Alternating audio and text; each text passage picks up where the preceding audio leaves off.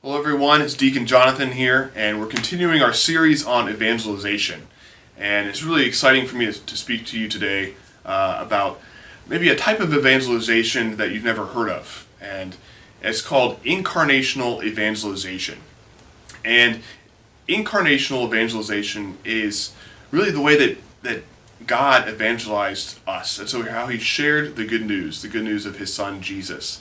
He came into the world and into our lives. And so incarnational evangelization invites us to go into the lives of other people to bring the gospel.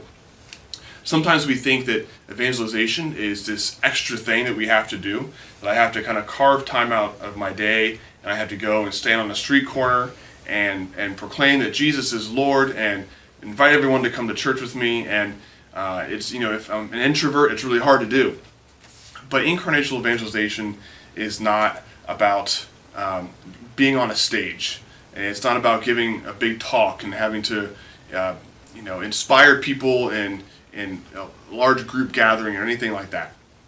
Incarnational evangelization, I think, really, if we look at Pope Benedict, before he was Pope, he was Cardinal Ratzinger, he had this really great quote. And he said that evangelization is teaching the art of living. Evangelization is teaching the art of living. And so if I'm living my life as a Christian, as a Catholic, and I'm doing that, living that witness authentically and joyfully, that itself is a way to evangelize to other people. Because it causes people to stop and think about maybe the way that we how we live our lives is there's something different. There's something different about the way they live their lives that is not just on Sundays where they go into church, but they're practicing the faith with their family. They're praying as a family. I know maybe they're involved in a Bible study or some other events and different ministries in their parish, and maybe it's just the way that they treat their coworkers. So when we're living our lives authentically, that itself is a way to evangelize to those around us. And if we really want to love people, we have to think about what that word to love means. Thomas Aquinas, a great theologian, he said that to love is to will the good of another. To love is to will the good of another. And so what is the greatest good we could want for another person? The greatest good is God. And so when we love others, our goal should be to somehow help foster their relationship with God and to help them to grow in holiness so that they go to heaven. And we want to be in heaven with them. So to really authentically love another person is to be able to share the gospel with them. It's the gospel of life, the gospel in which we can experience our Creator, the Lord. So there's a few things a couple stories I really want to tell you about how incarnational evangelization, how people use incarnational evangelization to evangelize to me, and how I used it when I was a focus missionary on campus. So when I was a new student at George Mason University, I wasn't really interested in practicing the faith. It wasn't one of my top priorities in my life. And so one day when I did find myself at the campus ministry chapel at George Mason, there was some people there who saw me and they knew I was a new student, and so they wanted me to get involved and do everything that they were doing. They said, "Hey, why don't you join our Bible study?" I said, "No thanks." Like, "Hey, how about you come on this new student retreat?" I was like, "Retreat? No thanks." "Hey, come to this new student night and you can learn all about all the great things that we do here at the chapel and be involved in the community." And I said, "No thanks."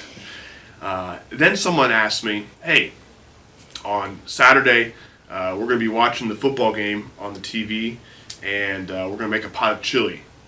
Are you interested in coming?" And I said, "Oh, sure, I'll go to that."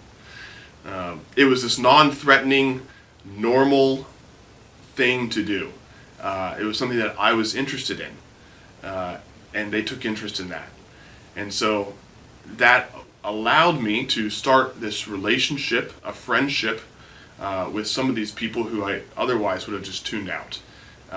And they were able to form this relationship with me, and then invite me to join a Bible study, invite me to go on a retreat, to get involved in the community, because I think maybe the faith, when they came up to me presenting things about the faith, I wasn't really interested. But now that I knew that they just wanted to get to know me as a person, and they saw me, I appreciated that a lot more, and so I was able to listen to what they had to say. I think of John the Baptist. When he was out in the desert, he had his own disciples who were following him. And so when Jesus finally came to be baptized, and John the Baptist said, "Behold the Lamb of God," and he told his disciples to go and follow that man, because he was the Messiah, they went and they followed him. And it was only because they knew John the Baptist, they trusted him, that when he proclaimed the message that this is the Lord, that they were able to follow after him. They had to know the messenger. So when I was a missionary, just a couple of examples of how I was able to use Incarnational Evangelization to share the gospel and to invest in other people's lives. There was a new student we were moving in. It was one of the great opportunities at the beginning of the year when all the new students came, helped them unpack their cars, move their things into their dorm rooms, and allow us to just to kind of make some contact with them. And so I met this young guy, freshman, and had some small talk, helped him move in his things, and got his number from him. And I saw him around campus for a couple of weeks, and one day I said, you know what, I'm going to text him, see if he's interested in getting a meal with me. So I texted him one afternoon, "Hey, do you want to get dinner tonight?" And he very enthusiastically said yes. And so I picked him up on campus. We went to Chipotle, drove up to nearby. There was a nice little park with a little pond. And we sat there eating our Chipotle. And he just really shared his life with me. And he had a lot to say, and I was able to share my life with him and who I was. And it was the beginning of a really great friendship. And it wasn't until years later when he said, "You have no idea how much that meant to me."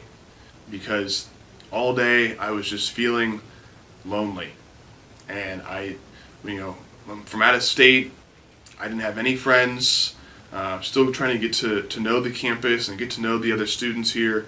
And I was just feeling really lonely. And when you texted me and invited me to come and share a meal with you, I was so excited.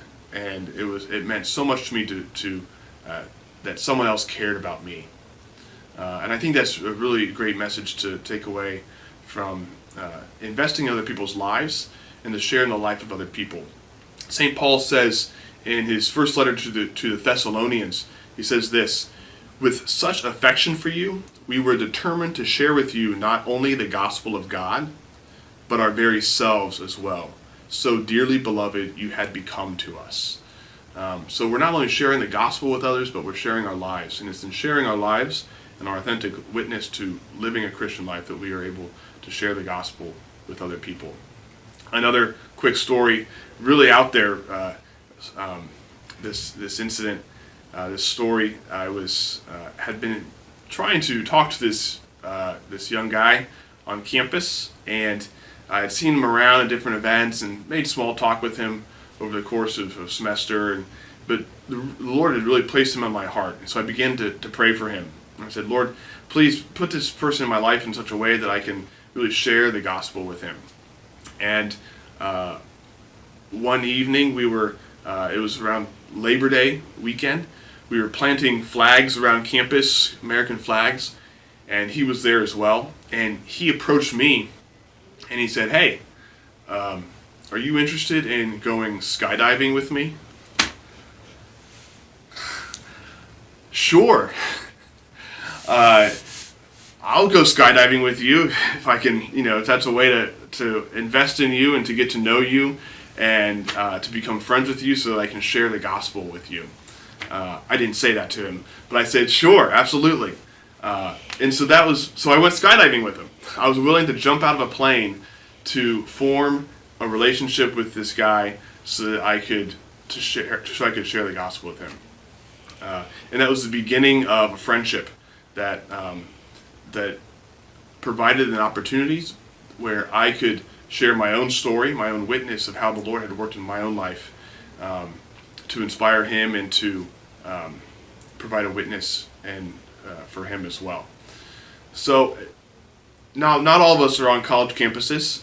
Not all of us have the opportunity to jump out of a plane with someone, but we all do have the opportunity to invite people maybe into our own lives. Maybe we're a family, we're married, and there's someone in the parish, someone from work, someone that we know in our lives, that we could invite over for one of our family meals and to have a meal with them. Jesus had a lot of meals with people throughout the Gospels. We see Jesus going out and meeting people where they're at, meeting the tax collectors, meeting the sinners, and he was often chastised by the Pharisees for encountering these people. But Jesus encountered them where they were at in their own lives, to raise them up and to sanctify them. So maybe it's inviting people over to our homes. Maybe it's just going to work out with them if we like to work out. Whatever we enjoy doing, we can invite other people into that. And also finding out other people's interest in what they like to do. Maybe they like to play video games, and so I'm going to go over to their house and play video games. Maybe they like to crochet or knit, and maybe that's a hobby that I can take up myself and go over and crochet and knit with them and be able to invest in a friendship where we can talk about the Lord and talk about the deeper meaning of life. So to find different things in our lives that the other person likes to do or I like to do, and to be able to do those things together and to live life together and to be able to share not only the gospel but our very selves.